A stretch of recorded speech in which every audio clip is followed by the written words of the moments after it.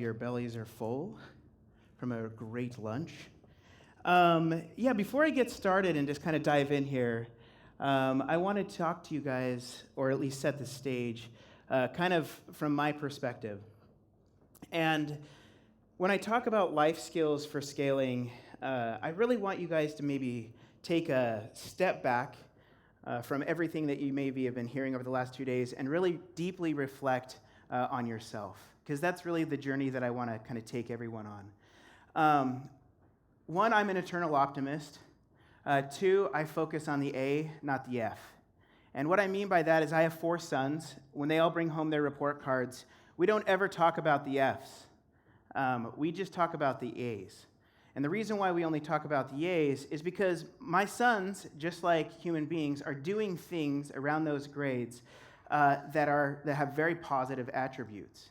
And the more that I talk to them and the more that I encourage them, the better the F's get. If I talk to them about the F's, that doesn't do any one of us any good. And it's just not a fun conversation to have, candidly. The other thing here is I want you to replace me with you. I have to tell this story, the story arc, through my own lens. But like I said, I want you to really deeply think about yourself as I kind of go through this exercise. So I kind of came up with this. I run a ton. And, one of these epiphany moments where I came off of this, I had this, maybe it's dumb, but the thing is I had this analogy of this workbench in my mind. And this workbench essentially was, I had a product idea or an invention or something very thought-provoking in front of me. And then what happened is that I was sitting on this bench, and then I'd roll back, I'd turn around, and I'd grab a tool, a life skill tool that I'd acquired throughout my career, and then I'd come back to the product I did and start working on it. And I don't know about you or how you think about daily work or how you think about solving really complex product problems or just problems in general, but this is the way that I was kind of visualizing it in my mind. This really comes back to this and the way that I think about a product team for a company. Because I think that product teams, I don't know how you think about product teams in general, but if you're a software company, a software hardware company, or just a hardware company, and you can replace developers with mechanical engineers, double E's, whatever, if you don't have a product manager, a user experience designer, and an engineer all looking at the product problem the day that you have or you start working on your invention, you're doing it wrong. You have to have these 3 people. I look at this building, this structure in here. A product manager told us how many chairs we needed to have. A user experience designer told us maybe about the ambient temperature in the room. But the engineering mindset is the structural elements that keep the building up. And that's very important to consider. And so when I talk about product teams, this is what I mean. I don't think this is traditional waterfall product development. I think about these 3 individuals. And I'll tell you about how that's really grown and expanded at Pluralsight. Life skill number 1 is empathy. And I didn't ever, 10 years ago, I was making $7.14 an hour. I would have never thought that I would have been the chief product officer at Pluralsight. Because in 1998 to 2003, my whole life was patient care. It's a weird story, but I absolutely loved patient care. I loved what I did. But if you think about this life skill tool as empathy, I want to share with you how I acquired that. These were the type of calls that I saw on a day-to-day basis. These were the type of people that I interacted with. These are the type of situations, and these were the type of outcomes. And these are the things that I learned. 6 to 11 calls per day, 12 to 14 hours, and 4 to 5 days a week. And I really fundamentally built a very strong foundation around human emotions. I think the ability to look at a product problem through someone else's lens is crucial. But what really kind of came out of this was I invented a product. I was a practitioner as an EMT, but I invented a product because I really cared about back injuries in EMS. And that's what introduced me to physical product experience. I kind of fell into this. And what I did is I had one life skill called empathy sitting on that bench. I didn't have any physical product experience whatsoever, and I kind of set off on this journey, and I did not build this really refined, beautiful yellow ambulance cot. I invented this really dinky track system that sits at the bottom of this ambulance cot. And the reason why I invented this is that I didn't want to carry patients down flights of stairs.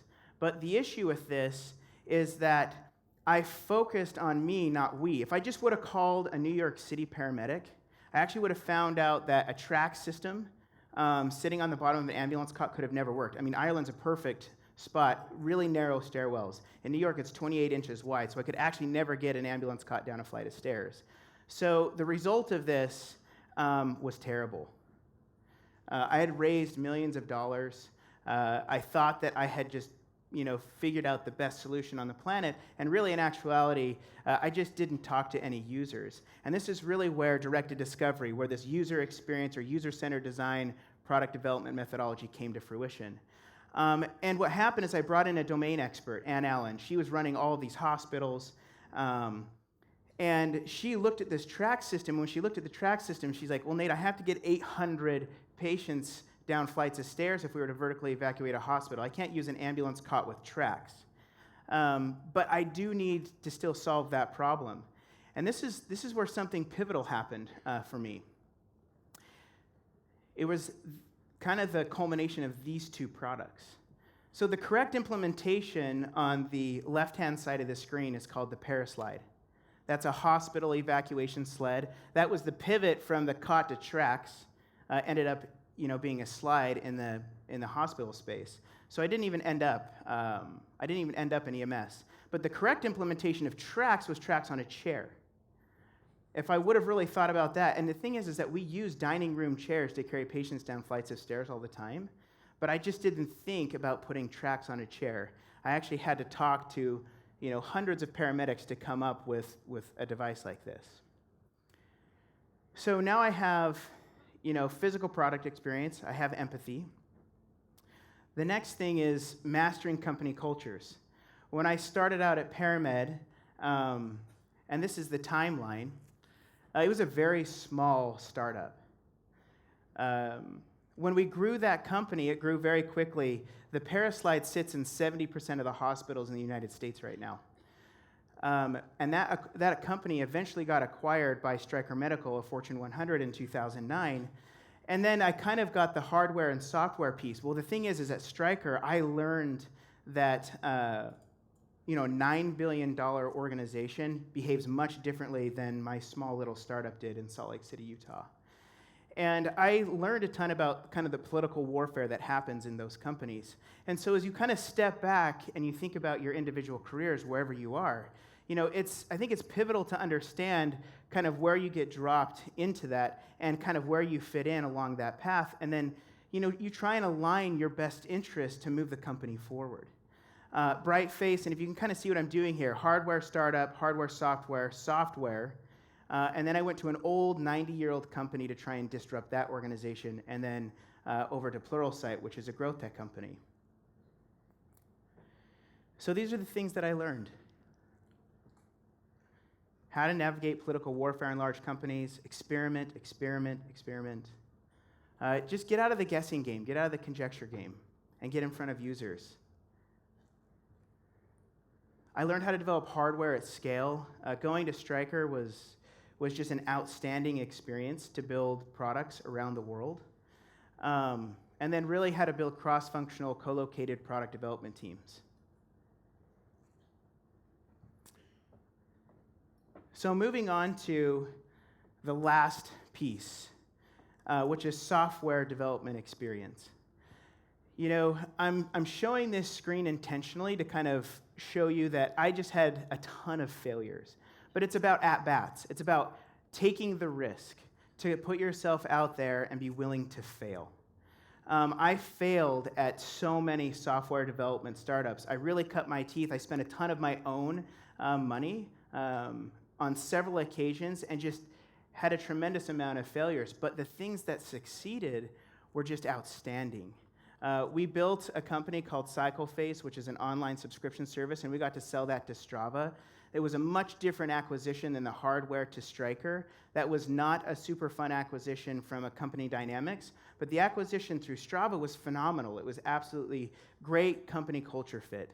And so I learned a ton of things. Different stacks of technology was a huge piece in here. We built a lot of different software with a lot of different technology, with a lot of different human beings that just looked at that technology differently than the way that I would have looked at it. And so, I would just encourage everyone, please, to take as much time to take risk around at-bats as possible. If you can afford it, I would absolutely encourage you to do it. So just to reflect, everything for the last 15 to 17 years is all learned by doing. Everything that I didn't have any formal education. I actually didn't graduate college. Everything that I did was all by doing something in the marketplace. I had to learn the tool set myself. And I probably wouldn't do anything differently. I really enjoyed the journey that I've been on. But I think more importantly is I want to show you kind of how to apply this. And this is directly related to Pluralsight. So at Pluralsight, I started out going in and like, well, let's build some awesome product teams. The thing is like when you build awesome product teams, then you start to think from a life skills perspective, I want to build teams with like really deep bench of skills, so when they come at the product problem, we can solve problems in a really cool and productive way. And we did that at the beginning, but I think that it can be better. And so what we decided to do is that the domain expertise, right, of Pluralsight, we're the largest developer IT and creative content library in the world, is that we added content to the product team. We added psychology because the learning paradigm has shifted so far. And we really need to understand the psychology behind developers, IT professionals, and creatives. And then we added data science. So every page that we build, we have data behind every single page. And this has just been an acute function for our company, but has surfaced up so much data back to our teams that it's just made us a much smarter organization when we aligned everyone around the user and around the product. And then we added the right people to come in and help solve those really complex problems. Everyone with their own bench of skills allows us the opportunity to look at things differently. And this is another piece, is how we behave. So at the very bottom here, I put the best idea wins. Know each other's worlds, respect every individual, lead with humility, be vulnerable, embrace scientific thinking, and live in reality. We kind of have a philosophy is check your ego at the door. Let the best idea win.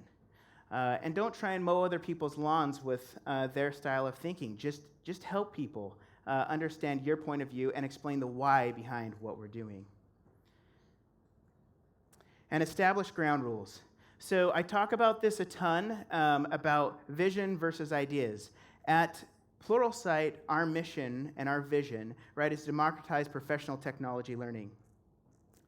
But the implementation of those ideas are owned by product teams. So we have to be open as leaders, or the visionaries of the company, that our vision is actually going to change, because the people that are implementing the ideas, it actually wasn't what we thought the vision was going to shape into. When they go to implement it, it's going to change because it's actually more difficult to implement some things. And we learned that in a really hard way at Stryker for Design for Manufacturing. Everyone that knows that's developed a ton of hardware and software before, especially around tooling, I mean, we would throw hundreds of thousands of dollars of tooling away just because when we got into the implementation process, our thinking changed. And so just be open that really the sole purpose here is based around these two truths. Personal happiness for your teams lives or dies around the purpose of their daily work, not yours. And the other thing is teams utilize their bench of skills to implement ideas toward your vision. So when you go to hire talent, make sure that you do a really deep dive on all the experience that they bring to the table, because it will totally reshape the way that you might think about the implementation. And that's it. Thanks so much.